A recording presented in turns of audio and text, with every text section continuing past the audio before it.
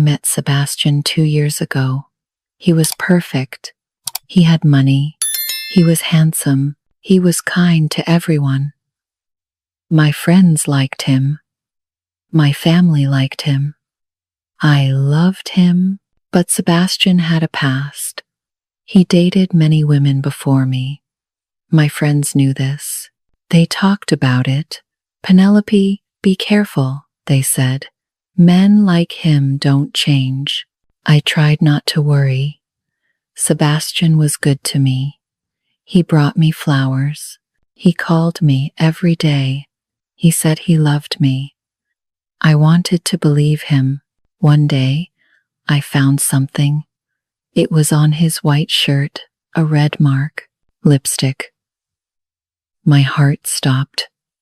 I felt cold inside. Sebastian, what is this? I asked. He looked confused. I don't know, he said. Maybe someone bumped into me. It happened in the elevator today. I wanted to believe him, but fear grew inside me. I couldn't sleep. I couldn't eat. Every time he came home late, I worried. Every time his phone rang, I felt scared. Sebastian asked me to marry him. He gave me a beautiful ring. He looked so happy. Say yes, Penelope, he said. I want to spend my life with you. I looked at the ring. I looked at him. I wanted to say yes, but I couldn't. I needed to know the truth first. That night, I watched him sleep. His face looked peaceful. He looked like an angel. But I was afraid. I was terrified of trusting him. What if he hurt me? What if my friends were right? I made a decision. I would test him. Just once. One final test. Then I would know the truth. Then I would know if he loved me. I found a company online. They helped people like me, people who needed answers. The woman on the phone was kind. We understand, she said. We can help you. I need someone special, I told her. Someone young and beautiful. Someone who looks innocent. Someone sweet. Someone who needs help. I knew this was Sebastian's type. He always helped people in trouble. He liked to protect them. He wanted to save them. We have the right person, the woman said. Her name is Daisy. She is 24 years old. She is perfect for this job. My hands shook as I listened. Was I doing the right thing? I didn't know. But I had to know the truth. I couldn't live with this fear anymore. The fear was killing me inside. I paid them a lot of money. They would send Daisy to Sebastian. She would meet him by accident. She would need his help, and I would watch everything. I would see what he did. The plan was simple and clear. Daisy would go to his coffee shop, the coffee shop he visited every week.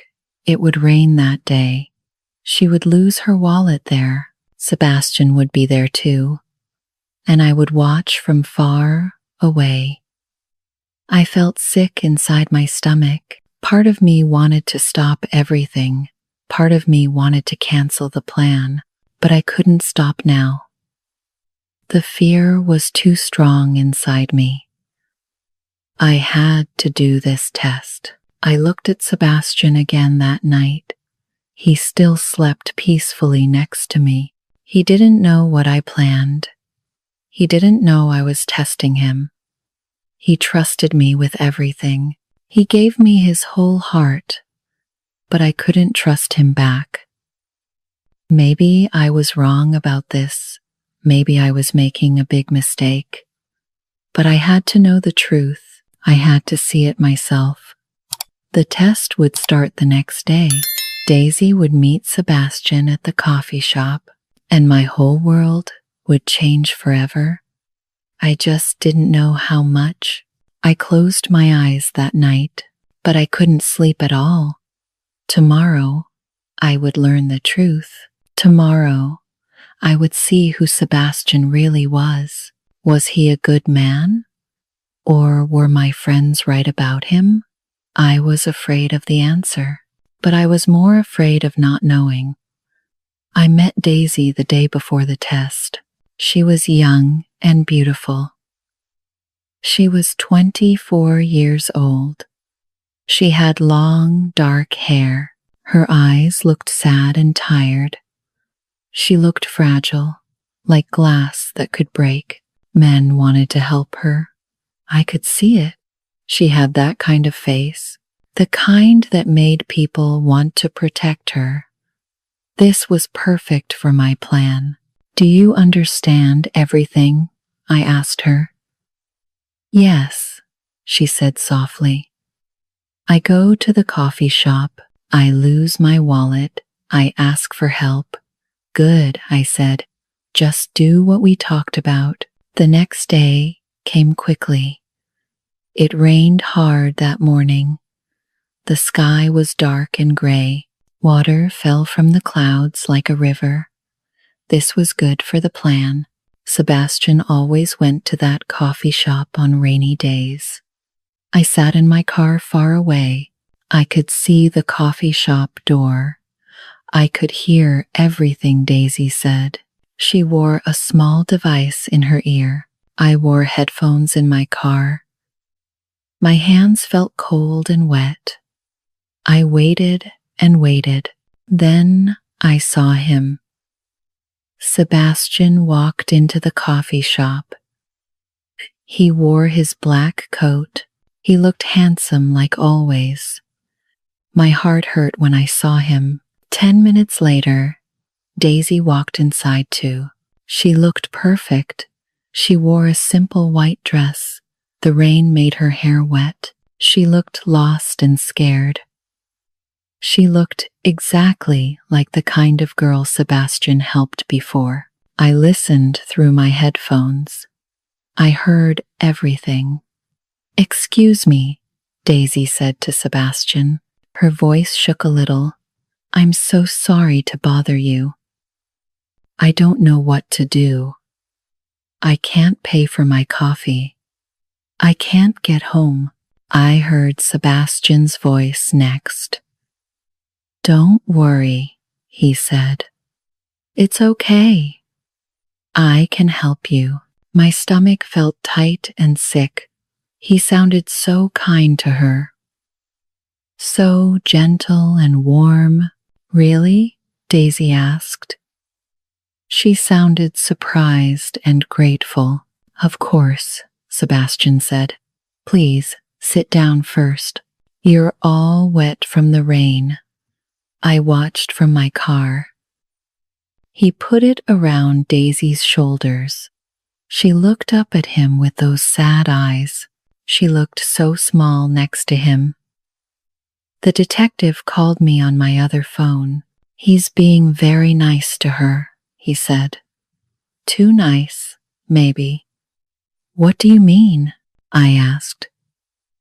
My voice came out hard and sharp. He's looking at her strangely, the detective said, not like a man looks at a beautiful woman. It's different. He looks shocked, like he saw a ghost or something. My hands gripped the steering wheel hard, very hard. My fingers turned white. What did that mean? Why did he look shocked? I heard Sebastian's voice again through the headphones. Where do you live? He asked Daisy. I can drive you home.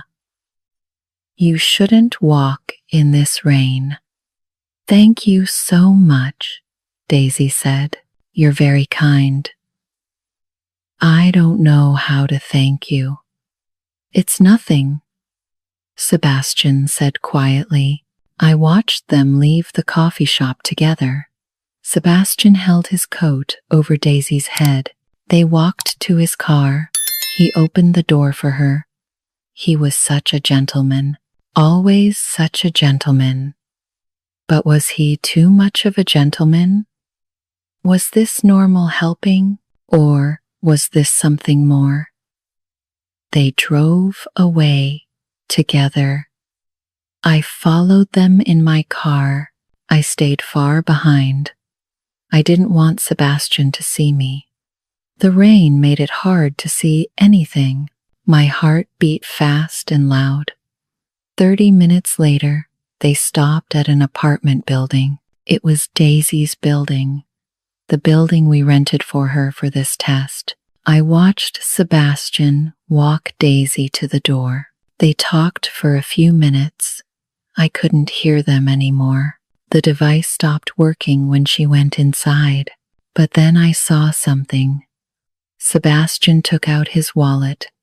He pulled out a white card. He gave it to Daisy. She took it and smiled at him. She said something. He nodded and smiled back. Then he left. He got in his car and drove away. He didn't see me sitting there in the rain. I called the detective immediately. What was that card? I asked. What did he give her? The detective was quiet for a moment. Then he said the words I feared most. It was his personal business card, he said. The one with his private phone number. The number only close friends have. My whole body went cold. My hands shook on the steering wheel. My knuckles turned completely white. I felt like I couldn't breathe anymore. Sebastian gave her his private number. His real number, the number he only gave to people he cared about, people he wanted to stay close to. The test just started, but already, cracks appeared everywhere, and I didn't know if I wanted to see what came next. The next 2 weeks were terrible. They were the worst weeks of my life. I watched Sebastian every day. I waited for the truth to appear. Sebastian started coming home late, very late. Before, he came home at 6 o'clock. Now, he came home at 9 or 10, sometimes even later than that. Where were you? I asked him every night. I had a meeting, he said. Or I met a client, or work was busy today. He looked tired when he said these things, but he didn't look guilty. He looked normal. He kissed my forehead. He acted like everything was fine, but everything was not fine. I knew the truth. He was lying to me. Every single day, he lied. Daisy called me often. She gave me reports about Sebastian. She told me everything that happened, and every report made my heart break more. He took me to dinner yesterday, Daisy said on the phone. A very nice restaurant. He asked about my life. He seemed really interested in me. I closed my eyes. I felt sick inside. He bought me new clothes today, Daisy said another day. He said my old clothes looked worn out. He took me to expensive shops. He spent a lot of money on me. I wanted to scream. I wanted to cry, but I stayed quiet. I listened to every word. Then came the worst report. Daisy called me late one night. I went to the hospital today, she said. I pretended to feel sick like you told me to. Sebastian came immediately. He stayed with me for 5 hours. He held my hand the whole time. 5 hours. He stayed with her for 5 hours, while I sat at home alone, while I waited for him, while I worried about him. Did he say anything? I asked. My voice sounded strange and hollow. He said I shouldn't be alone, Daisy answered quietly. He said he would take care of me. He said Everything would be okay. I hung up the phone. I sat in the dark living room. I cried for a long time that night. Sebastian came home very late.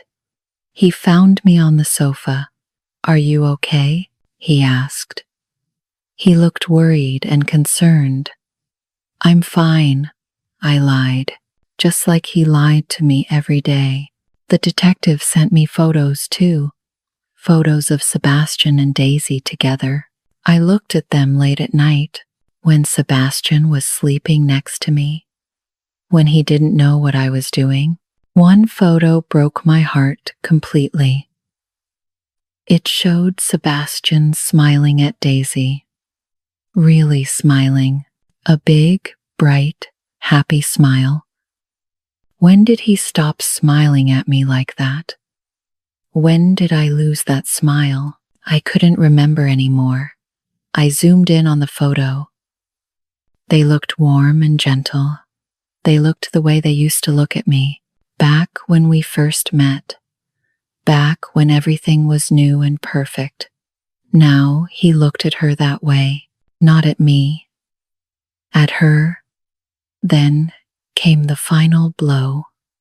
The detective called me one afternoon. "Sebastian transferred money to Daisy today," he said. "A very large amount. $20,000. $20,000. That was a fortune. Why did he give her so much money? What was she to him? What did she mean to him? I wanted to stop everything right then. I wanted to end this terrible test. I wanted to confront Sebastian immediately. I wanted to scream at him. I wanted to ask him why, but I didn't stop. I couldn't stop now. I had to see how far he would go. I had to see how deep his lies went. Every day, Sebastian dug himself deeper into this hole. Every day, he lied to me more. Every day, he spent more time with Daisy. And every day, my heart broke into smaller pieces. Part of me felt satisfied. I was right about him. My friends were right. Men like Sebastian never changed. They said pretty words. They made sweet promises. But in the end, they all did the same thing. They all betrayed you. All men are the same? That's what I thought. That's what I believed now. But being right didn't feel good. Being right felt terrible. It felt like dying slowly inside, because I loved Sebastian.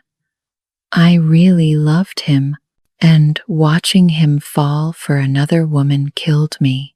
I wanted to be wrong about him. I wanted my test to fail. I wanted Sebastian to push Daisy away. I wanted him to stay loyal to me. I wanted him to prove everyone wrong, but he didn't do any of those things. Instead, he smiled at her. He bought her gifts. He gave her money. He spent hours with her at the hospital. He protected her and cared for her. He did everything I wanted him to do for me, but he did it all for her instead. I cried myself to sleep every night that week. Sebastian held me in his arms. He asked what was wrong. I told him nothing. I lied just like he lied. We were both liars now. We both kept secrets. We both lived in a web of lies, and I didn't know how to escape anymore. The test was almost over. Soon, I would confront him. Soon, I would show him all the evidence. Soon, I would end everything. But I wasn't ready yet. I needed just a little more proof. Just a little more evidence. Then I would know for certain. Then I would destroy everything we built together. I couldn't take it anymore. 3 weeks passed. 3 weeks of lies and pain. 3 weeks of watching Sebastian with another woman. I had to end this now. The detective gave me the final report. Sebastian rented an apartment for Daisy, a small apartment near the park. He paid for everything. The rent, the furniture, everything. He goes there every evening, the detective said. He stays for 2 or 3 hours. Then he comes home to you. That was it. That was the final proof I needed. Sebastian was living a double life now. He had me at home, and he had Daisy in that apartment. I made my decision. Today, I would catch him. Today, I would end everything. I drove to the apartment that evening. My hands shook on the wheel. My heart beat fast and hard. I felt angry. I felt hurt. I felt betrayed completely. I had all the photos with me, all the evidence. I put them in a big envelope. I would make him see what he did to me. I arrived at 6 o'clock. His car was already there. He was inside with her right now. While I waited outside like a fool, I walked to the door. I didn't knock. I just opened it. The door was unlocked. I walked straight inside. The apartment was small but nice. It smelled like food, like someone was cooking dinner. I heard voices from the kitchen, Sebastian's voice and Daisy's voice. They sounded happy together. I walked to the kitchen. I stood in the doorway. I watched them for a moment. Sebastian was cooking at the stove. He wore an apron. Daisy sat at the small table. She was smiling at him. They looked comfortable together. They looked like a family. Something inside me broke completely. "So this is it," I said loudly. My voice cut through the warm air. "This is what you do every night." Sebastian turned around fast. He saw me standing there, but his face didn't look surprised. He didn't look guilty either. He just looked tired and sad. Daisy stood up quickly. She looked scared now. "Penelope." I shut up. I told her.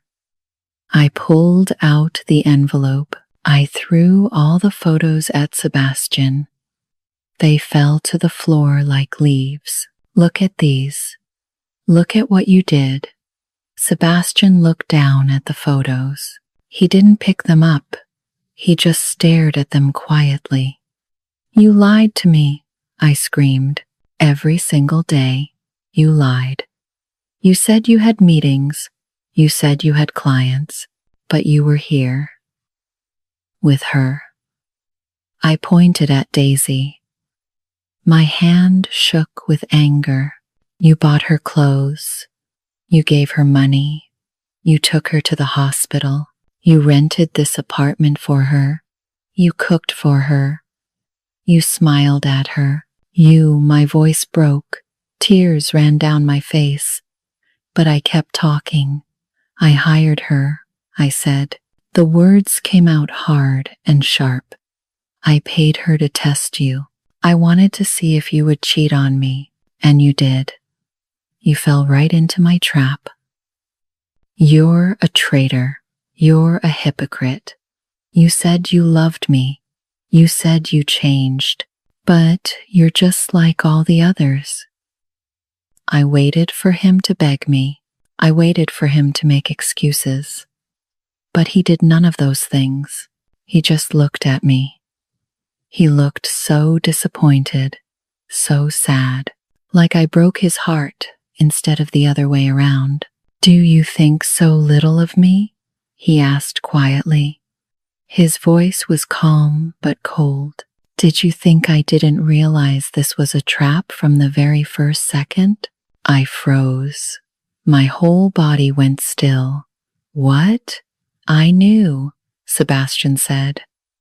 I knew from the first day when Daisy came to the coffee shop. I knew you sent her. My mouth opened. No words came out. You knew? I finally whispered. You knew the whole time? Yes, Sebastian said simply. Then why? I asked. My voice got louder again. Why did you still see her? Why did you lie to me? Why did you do all those things? Sebastian looked at Daisy. Then he looked back at me. His eyes were dark and serious. I didn't do it because she seduced me, he said slowly. I did it because you owe her a life, Penelope. I stared at him. I didn't understand. Nothing made sense anymore. What are you talking about? I asked, but Sebastian didn't answer. He took off his apron. He put it on the counter. He walked past me without looking at me. Ask her yourself, he said. Then he left. He walked out the door. He left me standing there with Daisy. I heard his car start outside. I heard him drive away, and I still didn't understand anything. I looked at Daisy. She was crying now. Real tears. Not fake tears from acting.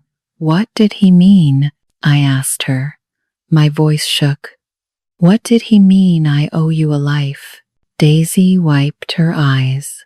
She took a deep breath. Then she started to tell me a story I never expected to hear, a story that changed everything. Daisy sat down slowly. She pulled something from her bag.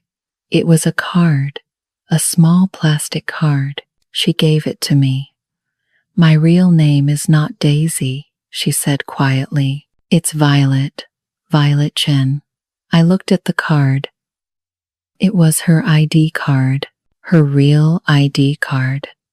It showed her picture and her real name, Violet Chen, 24 years old.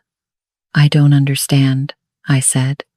My head felt confused and heavy. What does this have to do with anything?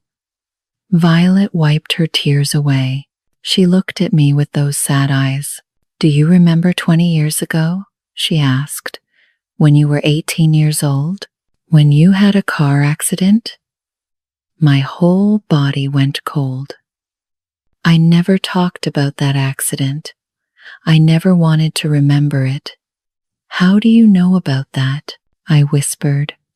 Because my father saved you that day, Violet said. Her voice broke a little. He was a firefighter. He pulled you from the burning car, but he didn't make it out. The car exploded. He died, saving your life. I couldn't breathe. I couldn't think. My legs felt weak. I sat down on the chair. My hands covered my mouth. The firefighter, the man who saved me, the man who died because of me. I remembered him now. I remembered his kind face. I remembered his strong hands pulling me out. I remembered the explosion behind us. That was your father? I asked. Tears filled my eyes now. Yes, Violet said. She was crying too. His name was Thomas Chen. He had a wife. He had 2 children. He had me and my brother. He was a good father, a good man. I'm so sorry, I whispered. After he died, everything changed, Violet continued. Her voice was soft and sad. We had no money. My mother got sick, very sick. She needed medicine. She needed doctors. But we couldn't pay for anything. She took a deep breath. She wiped her eyes again. My brother tried to help, but he was young. He made bad choices. He started using drugs. He needed money for drugs. Our family fell apart completely. I listened to every word. My heart broke with each sentence. This family suffered because of me, because her father saved me, because I lived and he died. I took this job because I needed money, Violet said. When you hired me to test Sebastian, I didn't know who you were. I just needed the money. For my mother, for her medicine. But Sebastian found out, I said slowly. Understanding started to come to me now. Yes, Violet nodded. Sebastian is very smart. He investigated me. He found out everything about me. He found out about my father, about the accident, about you. She looked at me carefully now. He told me you have nightmares sometimes. You dream about the accident. You dream about my father. You say his name in your sleep. I closed my eyes. Yes, the nightmares. Sebastian heard me many times. He held me when I woke up screaming. He asked me about it once. I told him everything. About the firefighter, about the guilt, about the man who died for me.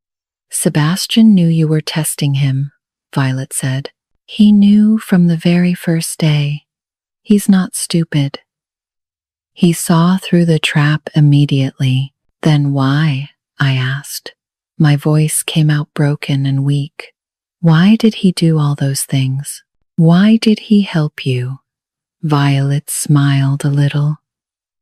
A sad, gentle smile. He did it for you, she said. He wanted to help my family. He wanted to pay back the debt you owed to my father. She stood up. She walked to the window. She looked outside at the dark sky. He paid for my mother's hospital bills, all of them. He bought me clothes because mine were old and torn. He helped me find a real job, a good job.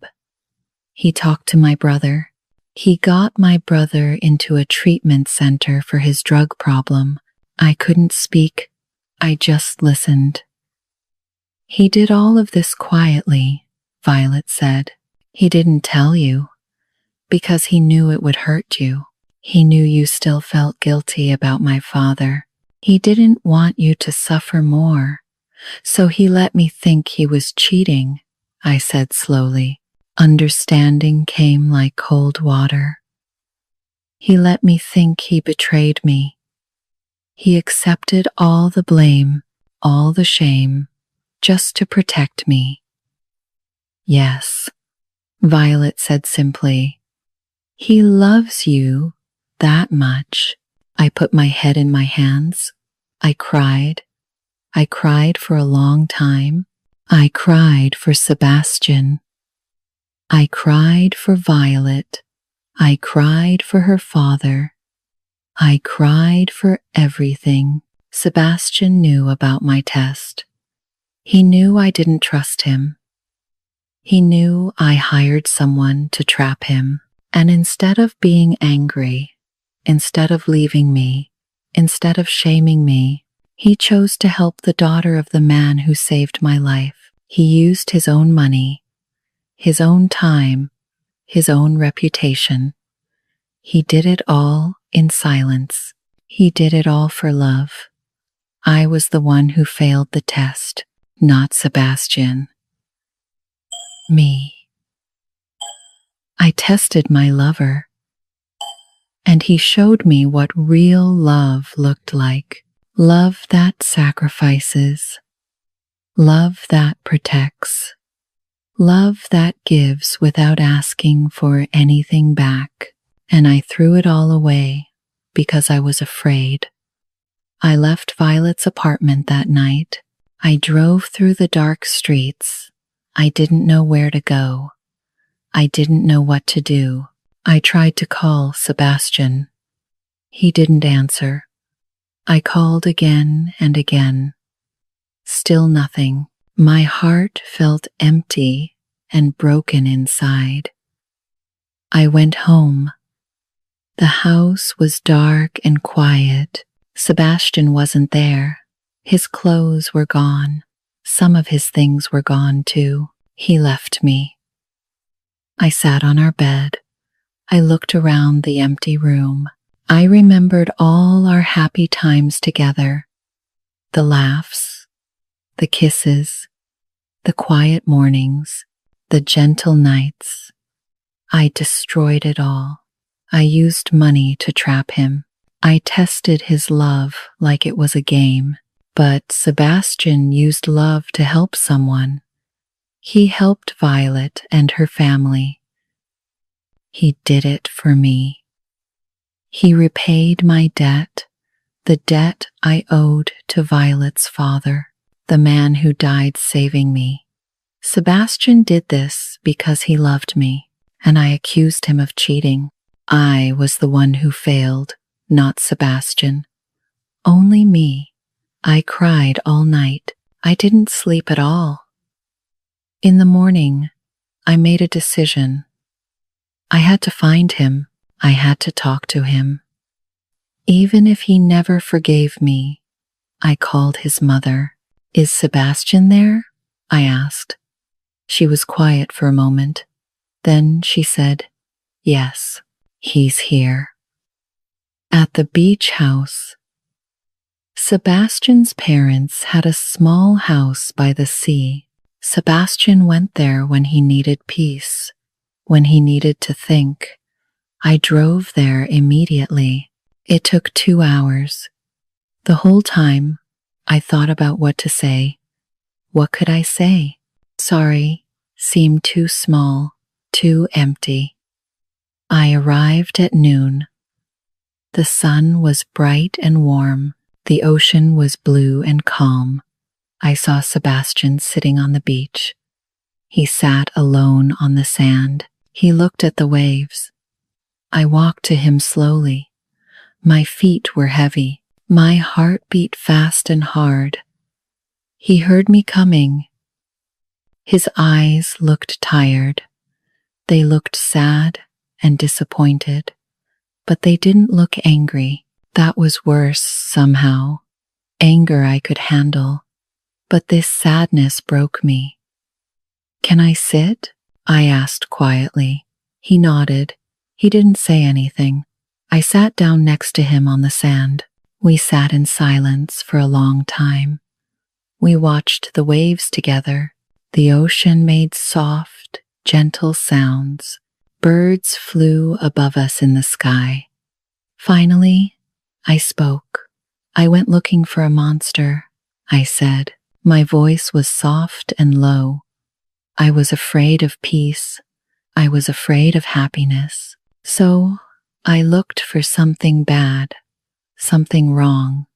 I looked at Sebastian. He was listening but not looking at me. "But you showed me something," I continued. "You showed me the only monster here was my own fear. My fear destroyed us. Not you. Me." Sebastian closed his eyes. He took a deep breath. "You didn't trust me," he said quietly. "After 2 years together, you still didn't trust me." "I know," I whispered. "I was wrong. So wrong. I knew about your test from day one," Sebastian said, "but I didn't stop it. I didn't confront you, because I saw an opportunity, a chance to help Violet, a chance to give you peace." He finally looked at me. His eyes were dark and serious. "I thought if I helped her quietly, you would never know. You would never feel guilty again. The test would end. You would see I didn't cheat, and Violet would have a better life. Everyone would win. But I ruined everything," I said. Tears ran down my face again. "Yes," Sebastian said simply. "You did."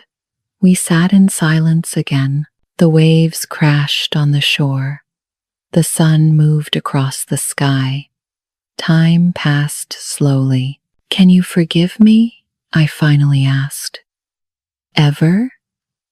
Sebastian looked at the ocean for a long time. Then he said, maybe. Someday, but not today. I understand, I said. And I did understand. He needed time. He needed space. I hurt him deeply. We need to rebuild everything, Sebastian said, from the beginning. And this time, you need to trust me. Really trust me. I will. I promised. I'll spend my whole life learning to trust you. Sebastian didn't make any promises back. He didn't say everything would be okay. He didn't say he loved me, but he took my hand. He held it gently in his. We sat there together. We watched the sun go down. We didn't talk much.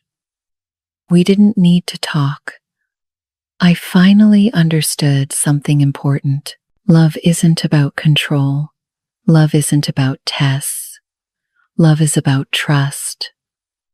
About believing in someone even when you're afraid.